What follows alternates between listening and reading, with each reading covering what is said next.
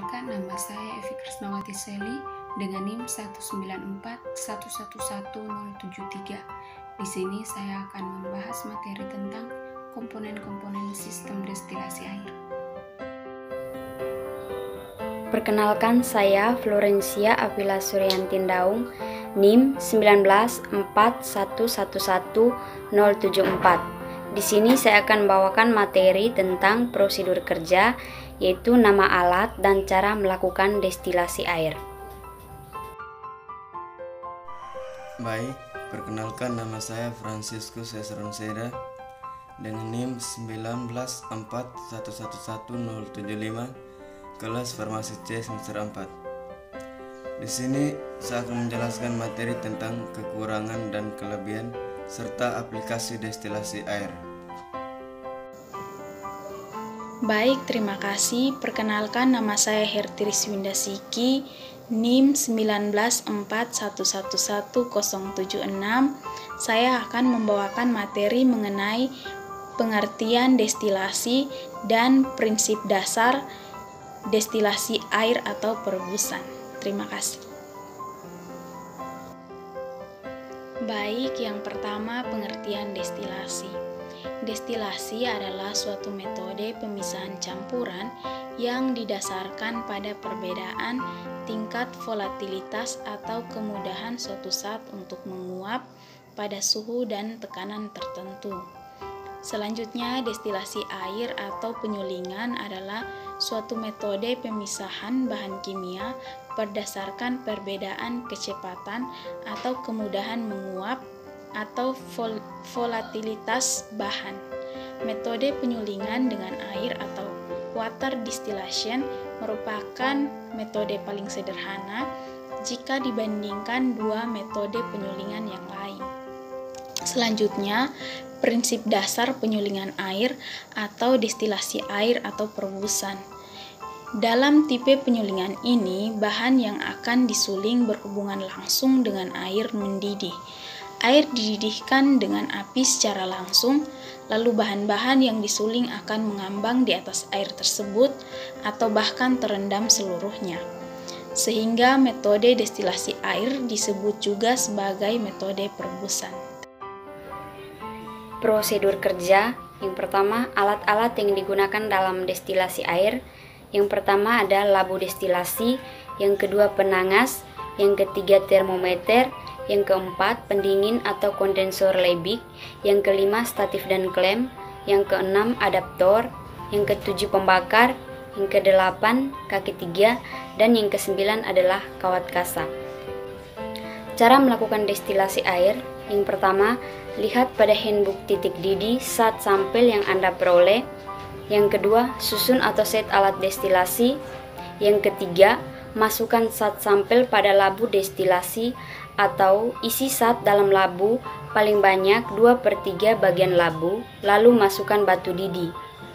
Yang keempat, isi kaleng penangas dengan zat penangas yang disesuaikan dengan titik didih sampel, juga masukkan batu didih pada penangas tersebut.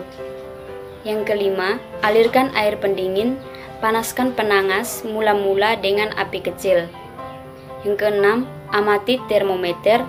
Apabila ada cairan yang keluar sebelum mencapai titik didihnya, pisahkan cairan tersebut. Sedangkan apabila termometer menunjukkan titik didih sampel, tahan supaya suhu tersebut konstan dan tampung destilat yang dihasilkan. Yang ketujuh, hentikan destilasi pada saat sampel hampir habis atau jangan sampai kering. Jika titik didih saat sampel lebih besar dari titik didih saat pencemar, sedangkan jika titik didih saat sampel pada saat suhu melebihi titik didihnya sebesar kurang lebih 50 derajat Celcius, pindahkan penangas. Yang kedelapan, tentukan indeks bias zat yang diperoleh dan bandingkan dengan harga dari handbook. Yang berikut adalah komponen-komponen sistem destilasi air. Beberapa komponen yang membentuk suatu destilasi air yang bekerja dengan baik, yang masing-masing komponen tersebut bekerja sesuai dengan kapasitas kemampuannya dalam mendukung kerja suatu sistem destilasi air. Berikut ini adalah komponen sistem destilasi air. Yang pertama, heater atau pemanasan.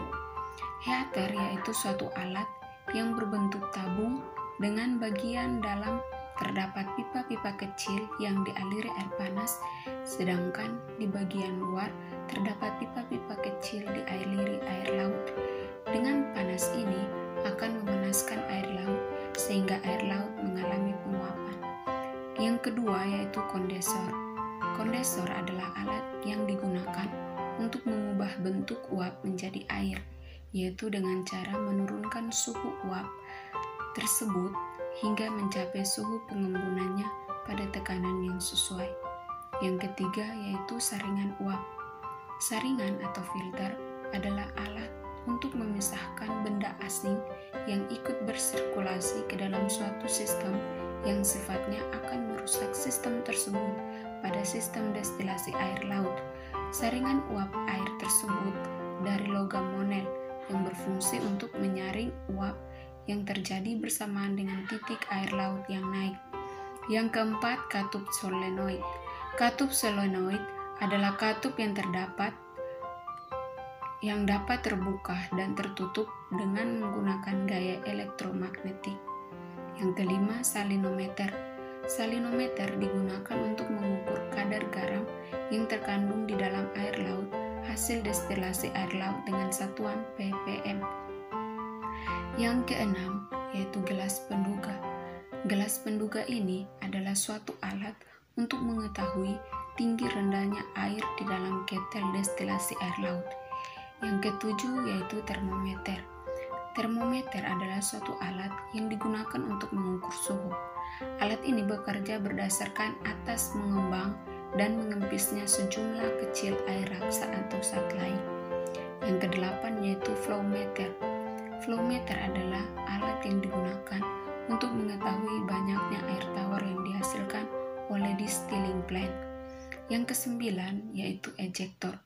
Ejektor bekerja berdasarkan prinsip Bernoulli, yaitu jika kecepatan fluida tinggi, maka tekanannya menjadi rendah.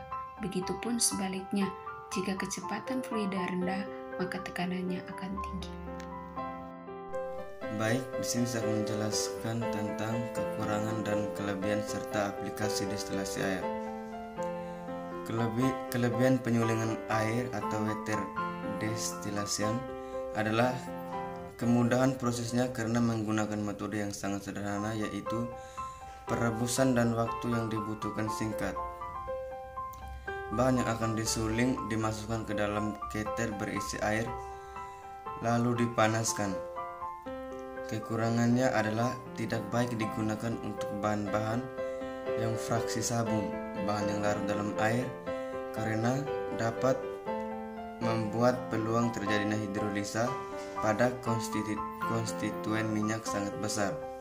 Selain itu, risiko terjadinya hangus atau gosong sangat tinggi bila pemanasan tidak dilakukan secara merata.